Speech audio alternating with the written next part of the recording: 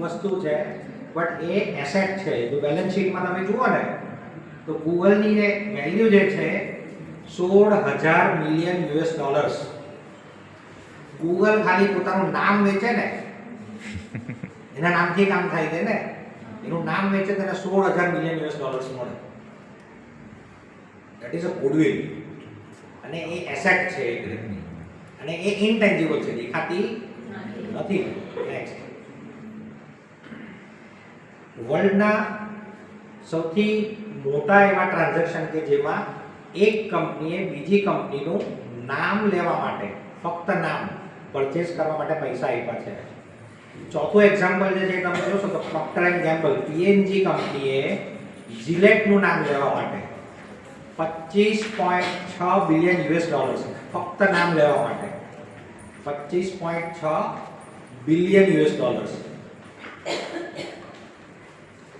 બરાબર, ડોલર્સમાં છે એટલે ગુણ્યા 100. હજુ તો આપણે ઇન્ડિયન કરન્સીમાં જોવા જઈએ. ધેટ મીન્સ જેટલી બી ઇન્ટેન્જિબલ એસેટ છે એ બધી વેલ્યુએબલ છે. જેટલું ગોલ્ડ વેલ્યુએબલ છે, જમીન વેલ્યુએબલ છે, એટલી જ વેલ્યુએબલ છે. ક્યાં તો એના કરતાં વધારે પણ વેલ્યુ છે. એ ટ્રેડેબલ છે, વેચી શકાય એને. નેક્સ્ટ કરો. આ પ્રોડક્ટ કોઈ જોઈ છે? વાપરી છે કોઈ? જોઈ છે? સરસ, ચાલો નેક્સ્ટ કરો.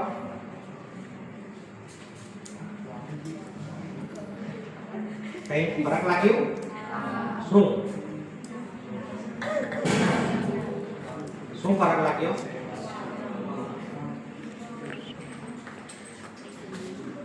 કયું ઓરિજિનલ છે? તમે પહેલી સ્લાઇડમાં જોયું ને, પાછું બેક થઈ તો બેક કરો છો.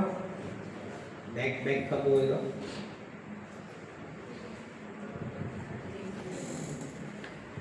એ તમારી ઓરિજિનલ પ્રોડક્ટ નથી. રવા દો સર, કઈ ચાલશે. હા, F5 આપો.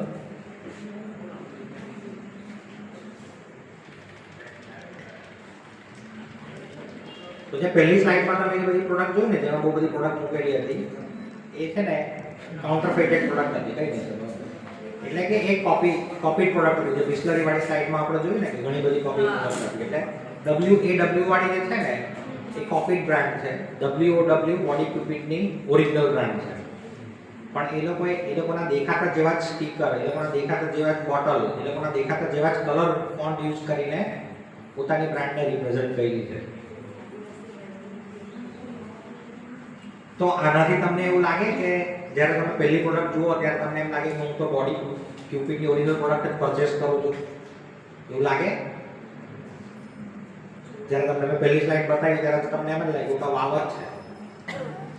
બરાબર. તો અને આ પ્રોડક્ટ ક્યાં બનતી હશે? ક્યાંની હશે આ પ્રોડક્ટ જે ડુપ્લિકેટ કરે છે? જે ડુપ્લિકેટ કરે છે એ પ્રોડક્ટ સુરતમાં બને છે. સુરતમાં બનીને પેન ઇન્ડિયા વેચે છે એ લોકો. બરાબર. કંપનીએ લીગલ નોટિસ મોકલાવી આ લોકો ઉપર કે તમે અમારે જેવી દેખાતી બ્રાન્ડ યુઝ કરો છો કે જેનું પ્રોનાઉન્સિએશન, જેને તમે બોલો, વાવને તમે બોલો તો શું બોલશો? WOW વાવ. અને WOW શું બોલશો?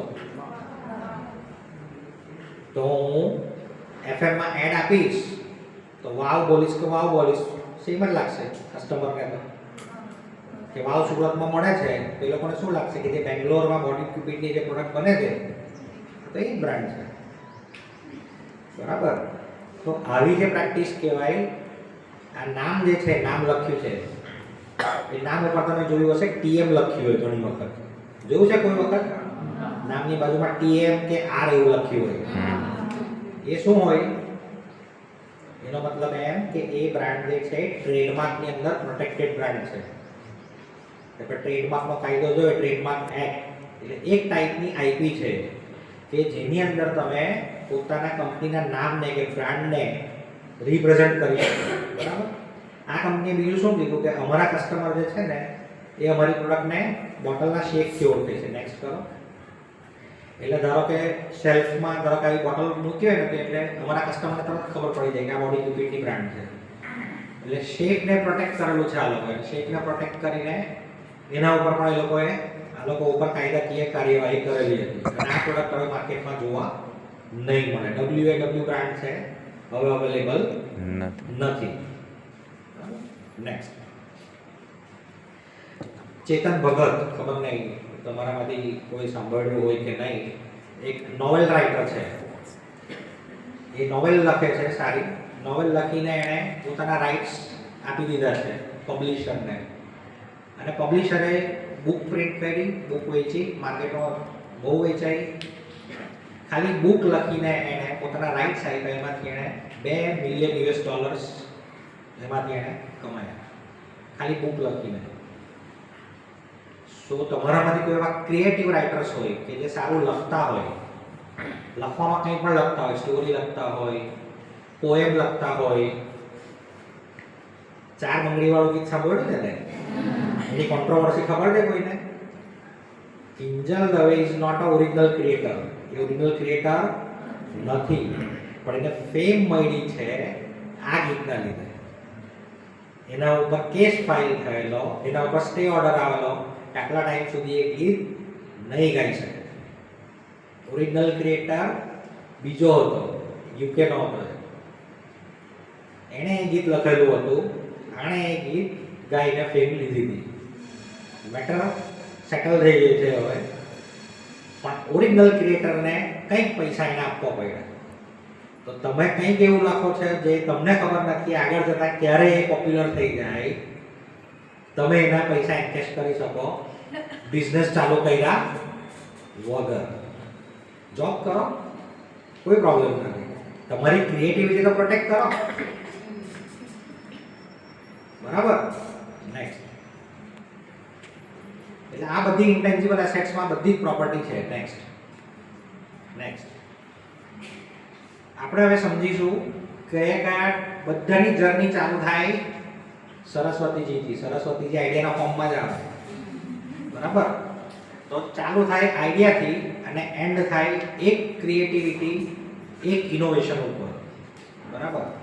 હવે આઈડિયા જો તમારો કયા ફોર્મમાં હોઈ શકે? આઈડિયા ધારો કે તમારો એક્સપ્રેસિવ હોય. એક્સપ્રેશન કોને કહેવાય? હું બોલું છું એ એક્સપ્રેશન છે, મારા મગજમાં જે છે હું તમને બોલીને સંભળાવું છું, બરાબર? તો હું જે બોલું છું દેટ ઇઝ કોલ્ડ એક્સપ્રેશન. હું ગાઉં તો દેટ ઇઝ કોલ્ડ એક્સપ્રેશન.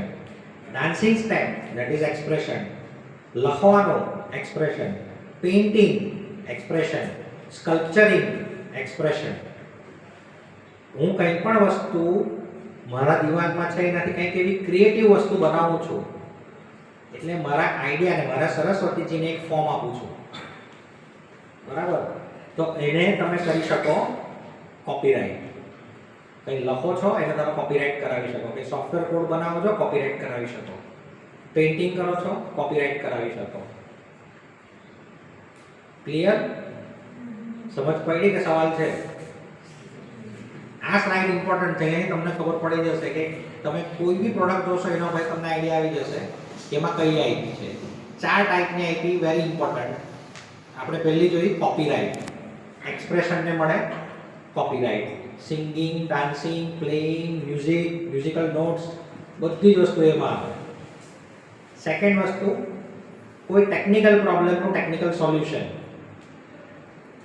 પેલા એક મશીન બનાવ્યું, એમાં ટેકનિક્સ છે. એ મશીન આ રીતે કામ કરશે અને ગ્લાસ ડોરને બંધ કરશે, એક ટેકનિક છે. જે સાહેબે કીધું પ્રોડક્ટ ઇનોવેશન, પ્રોસેસ ઇનોવેશન. એટલે કંઈક સ્ટેપ તમે ફોલો કરો છો જેથી કરીને કંઈક નવું થાય છે, જેમાં ટેકનોલોજી ઇન્વોલ્વ છે, જેનાથી તમે બેટર પ્રોડક્ટ આપી શકો છો, જેનાથી તમે ઇલેક્ટ્રિસિટી કન્ઝમ્પશન રિડ્યુસ કરી શકો છો, જેનાથી તમે વધારે સસ્તી પ્રોડક્ટ બનાવી શકો છો એ પ્રોસેસ ફોલો કરવાથી કે પ્રોડક્ટ બનાવવાથી. તો એ બધી વસ્તુઓ જશે તમારું પેટન્ટમાં. કઈ વસ્તુ કેવી રીતે કામ કરે છે ટેકનોલોજીકલી એ જશે પેટન્ટમાં. સમજ પડે છે કે નથી પડતી? કેવી રીતે કામ કરે છે ટેકનિકલી પેટન્ટ. Expression copyright. જો કોઈ પ્રોડક્ટની આઈડેન્ટિટી જેમ TM ટ્રેડમાર્ક જે છે તમે કીધું કે એ બ્રાન્ડથી તમને કનેક્ટ કરાવે. ફોર એક્ઝામ્પલ એક ટ્યુન વગાડવામાં આવે તો તમે એ આઈડેન્ટિફાઈ કરી શકો કે આ કઈ બ્રાન્ડ છે કે ના કરી શકો? એરટેલની ટ્યુન વાગશે તો તમને ખબર પડી જશે કે એરટેલ બ્રાન્ડ છે. એરટેલ નહીં બોલે, ખાલી ટ્યુન વાગશે તો તમને ખબર પડી જશે કે એરટેલ છે. બરાબર? કોઈ સિમ્બોલ જોશો, ફોર એક્ઝામ્પલ એક સફરજન છે એના પર બાઇટ કરેલું છે ને એક પાંદડું છે તો એ કઈ બ્રાન્ડને રિપ્રેઝન્ટ કરે? એ તમને કેવી રીતે ખબર પડી જાય કે આ એપલ બ્રાન્ડ જ છે? ઓહો, એ લોકોએ સિગ્નિફિકન્ટ એટલું બધું માર્કેટિંગ કર્યું છે કે તમારા કોન્શિયસ માઇન્ડમાં એ બ્રાન્ડ ફિટ થઈ ગઈ છે. બરાબર? આજે તમે ફોટો કોપી કરવા જાઓ તો ત્યાં જઈને તમે શું કહો? ઝેરોક્સ કરો. બરાબર? ઝેરોક્સ વાળા ફોટો કોપી ઓછું લાગે, ઝેરોક્સ કરી આપવામાં આવશે. તો ઝેરોક્સ શું છે? Photocopy right word. Xerox is a company. Xerox તો કંપની છે. સિમિલરલી ટૂથપેસ્ટ ને આપણે શું કહીએ? કોલગેટ આપો. કોલગેટ તો એક બ્રાન્ડ છે. કોલગેટ પ્રોડક્ટ થોડી છે. Toothpaste is a product. બરાબર? તો બ્રાન્ડ એટલું બધું તમારા દિમાગમાં નાખી દેવામાં આવે માર્કેટિંગથી ઇન્ફ્લુઅન્સ કરીને કે જેથી કરીને તમારું બ્રાન્ડ એફિલિએશન થઈ જાય. તમે ઇઝીલી રેકગ્નાઇઝ કરી શકો કે આ વસ્તુ, આ લોગો, આ વર્ડ, આ ટ્યુબ, આ બ્રાન્ડ. તો એવી વસ્તુને તમે ટ્રેડમાર્ક કરાવી શકો. બરાબર? ચોથી વસ્તુ કેવી દેખાય છે. આ ટેબલ કેવું દેખાય છે, આ ચેર કેવું દેખાય છે, આ માઇક કેવું દેખાય છે, પંખો કેવો દેખાય છે, ટ્યુબલાઇટ કેવું દેખાય છે, એના ઉપર તમને મળે ડિઝાઇન. વસ્તુ કેવી દેખાય છે, ડિઝાઇન. કામ કેવી રીતે કરશે ટેકનિકલી, પેટન્ટ. એનું બ્રાન્ડિંગ, ટ્રેડમાર્ક અને કંઈ લખાણમાં હશે તો કોપીરાઇટ. ક્લિયર? કોઈ એક એવી પ્રોડક્ટ તમે મને કહો કે જેમાં ચારે ચાર આઈપી એક જ પ્રોડક્ટમાં આવી જાય. એવી કોઈ પ્રોડક્ટ જોઈ છે તમે? એક સિંગલ પ્રોડક્ટ જેમાં ચારે ચાર આઈપી આવી જાય.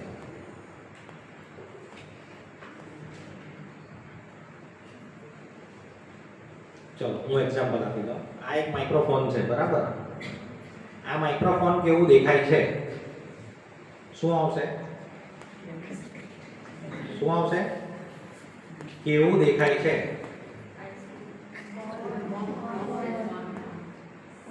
શેપની વાત નથી કરતો. આમાંથી કઈ આઈપી આવશે? Design, appearance. Design. Very good. ચલો આ માઇક્રોફોન કામ કઈ રીતે કરે છે? આ માઇક્રોફોન કામ કઈ રીતે કરે છે?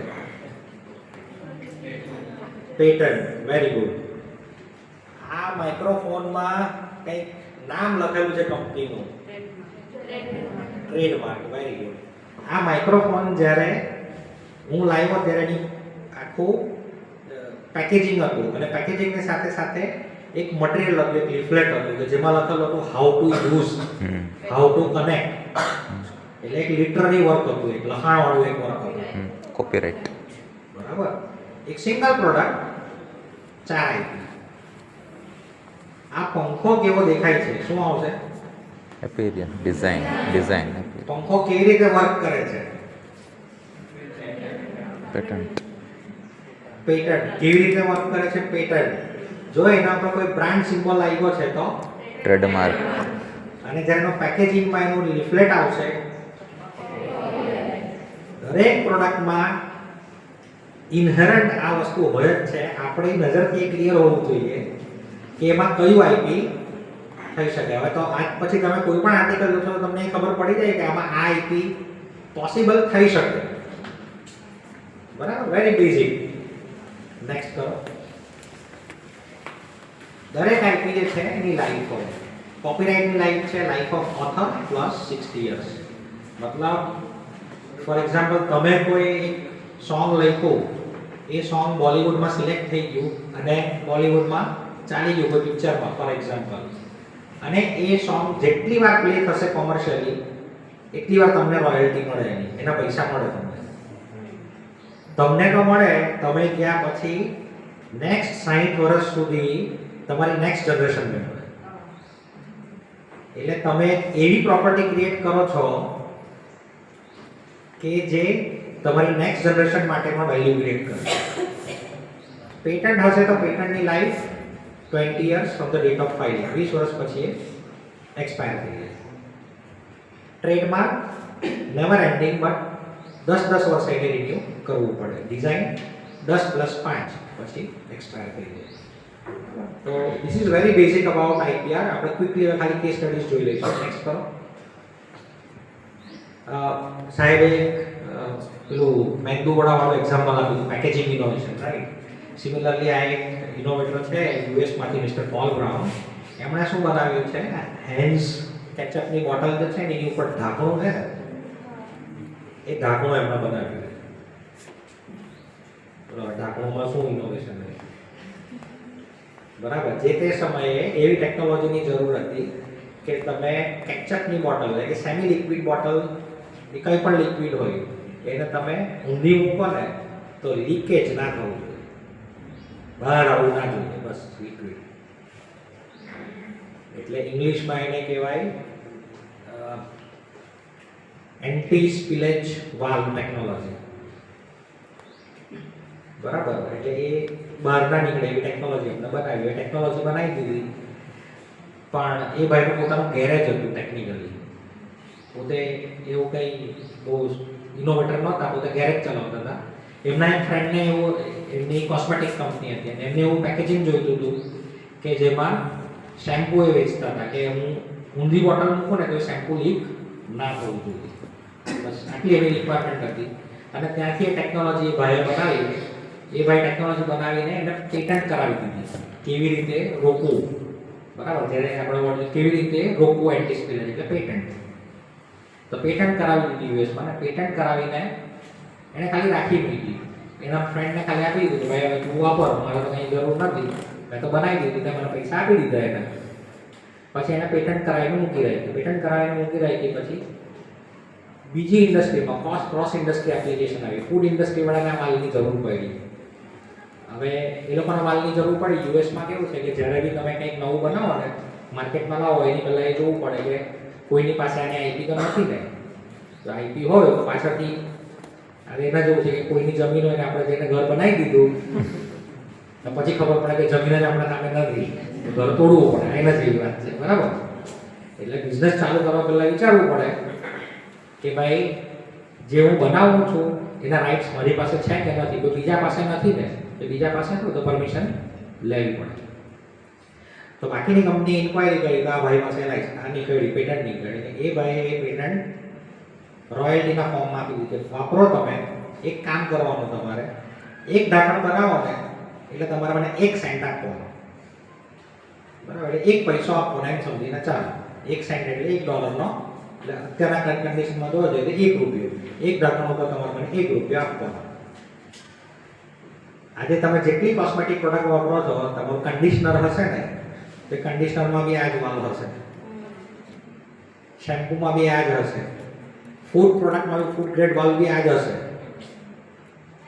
ઇવન નાસાએ આ ટેકનોલોજી લીધી છે.